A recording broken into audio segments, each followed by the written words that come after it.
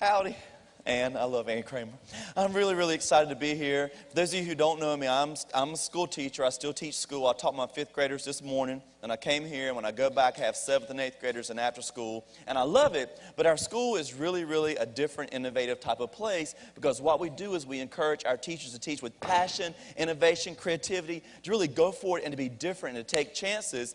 And then we invite educators from all over Georgia, all around the country, and around the world to come sit in our classrooms, to watch, to observe, to learn from our methods and techniques, and then to take our ideas back to their classrooms wherever they go. We've had thousands and thousands of superintendents, principals, and educators from right here in Georgia come to our school for professional development training. It's incredible because one problem we have in our country in terms of training educators is that for 4 years they go to college. They sit in a classroom and someone tells them how to teach. And then what happens, they'll do a 10-week, student teaching or whatnot, where they watch one teacher. Then for 30 years, educators will go into a classroom and teach for 30 years. They don't get out to see other examples of excellence. They don't see what other educators are doing. When I taught in North Carolina for 5 years, I was just in my classroom teaching. I had no idea what anyone else was doing. No one gets out to see other people. When you don't see other people, you don't see other examples of excellence. When you're a surgeon, you don't just go try and figure out how to do surgery on your own. You watch other surgeons. You learn from the best. Educators, however, don't. And so what we wanted to do is to build a dynamic, creative, innovative place where we could bring educators to have them in that environment to see excellence and then to have something to shoot for. And that's what we have at the Ron Clark Academy. Now, what do we show them?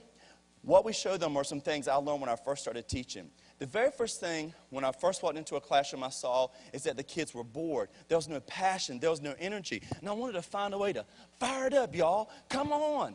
You only live once. I looked out at the kids and they were like, what?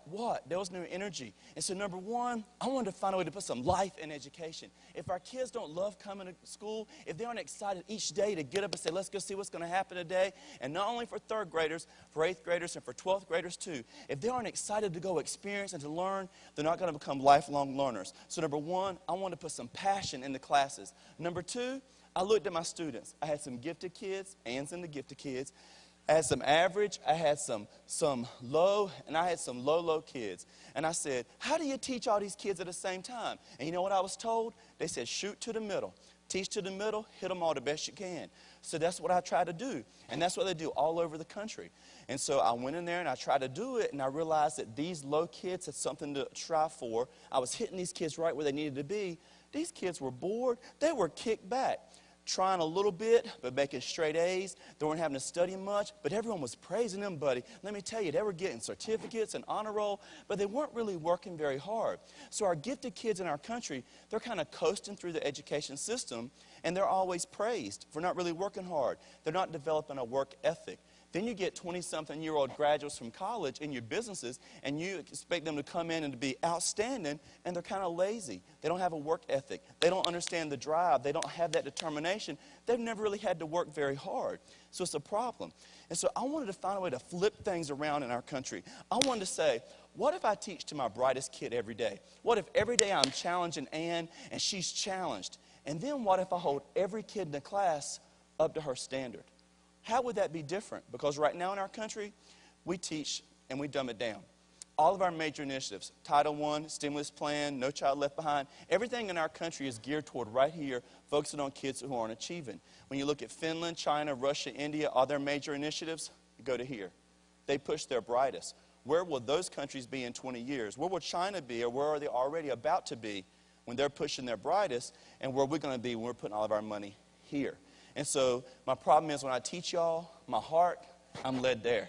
That's where I want to go. That's where I want to work with. But I didn't want to help those kids and do a disservice to our gifted kids at the same time. So I said, I'm going to teach to the top and see how this is going to work. And what I found is that by having high expectations, the more you expect, the harder kids are going to work. Now, when I first walk in my class and I have really hard expectations, they freak out. All right, I ain't going to lie. And these kids freak out too. But what I found is that kids are resilient. They will always adjust, and they'll always try to get to that level as long as you have the passion, the excitement, and you're making it hands-on and you're bringing it to life. When I first started teaching here in Atlanta, my first group of fifth graders, they were only averaging better than 39% of the nation in math. And I said, you know what I'm going to do? I'm going to teach to the top. I'm going to teach these kids 8th grade algebra. And my staff members, they're all national award-winning teachers from around the country. They said, Ron, you can't teach fifth graders who aren't on grade level 8th grade algebra. I said, you know what? The more you expect, the more you're going to get. I'm going to do it. And so on in there teaching 8th grade algebra, and it did not work because I skipped too much stuff. I skipped too much. And so I have a personal philosophy. We have this philosophy at the Ron Clark Academy, and I think every company should have it. If you have a goal and you set that goal, never drop it. There is always a way for us to get there, to achieve what we want to achieve. There's always a way to meet that level, to meet that expectation. We might have to change our methods, change our techniques, change our strategies, but we can always get there. Don't drop your goal. You just have to figure out a way to get there. And so my first step is I got to figure out a way to get these fifth graders to love my classroom. And so at the time, this song was really popular by Rihanna called Umbrella. And I said, I'm going to teach them how to do the order of operations through this song. So we all held hands. And we were like, when we begin together, parentheses, first now please be clever. Exponents come right next in line. Gonna multiply and divide at the same time. Now subtraction and addition, walk it out with computation. It's the order of operations. It's the order of operations. Asians, A plus. And the kids loved it. They're like, oh, Mr. Clark, we love algebra class. We love algebra. And I don't think they really loved algebra, but they loved that song so much. And they came in every day, oh, Mr. Clark, can we sing the song? Can we sing the song? And so they started to love it. And then some days, because the algebra was hard, y'all, they would come walking in and they weren't excited. So I got balloons. And I blew these balloons up, and had a balloon on every desk with a magic marker. And the kids came in. They said, Mr. Clark, what do we do with the balloons? I said, you got 2 minutes to do this problem, and you got to do it on the balloon. And if you get it right, you can pop the balloon.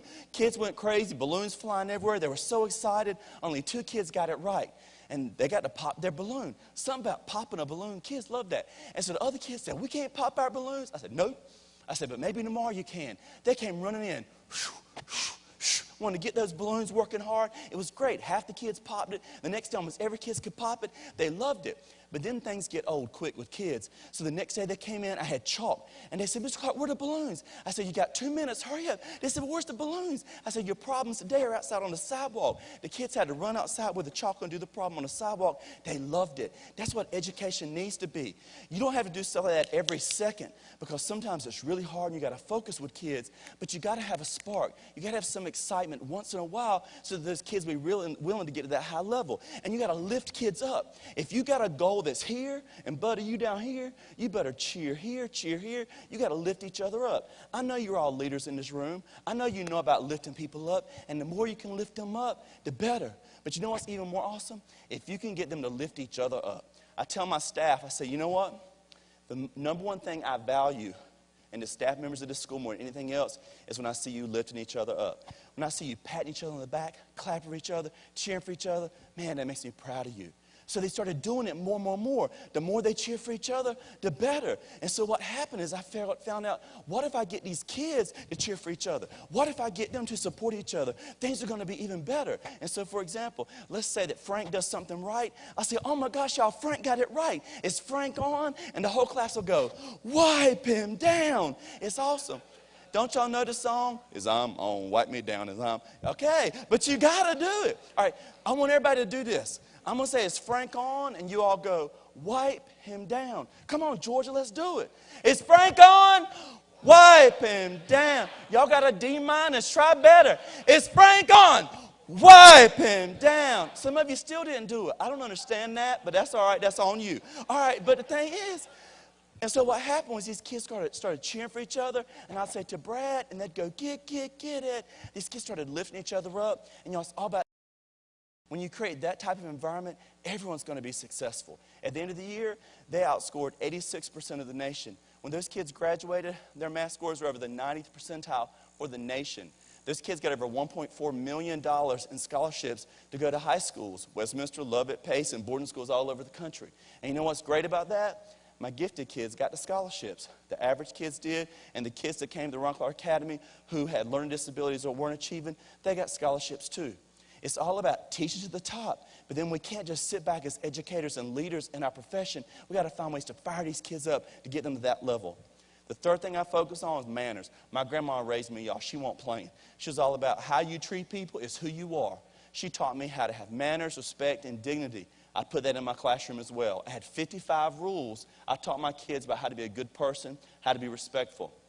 I did that in North Carolina for 5 years. Test scores were through the roof, a lot of success. Then I saw a TV show that showed schools in Harlem and New York City that have violence and overcrowded classrooms. And I got a feeling in my heart, and I said, I'm going to go up there and teach in Harlem. My mama said, they kill people in Harlem. I said, I'm going. And so I went up to Harlem, and I found one of the schools from the TV show, and that's where I started working. Same 3 things: passion, high expectations, and manners. First year, test scores were through the roof. Next year, through the roof. The next year, the program spread all over New York City public school system. It was outstanding, to great success. I was named as the American Teacher of the Year.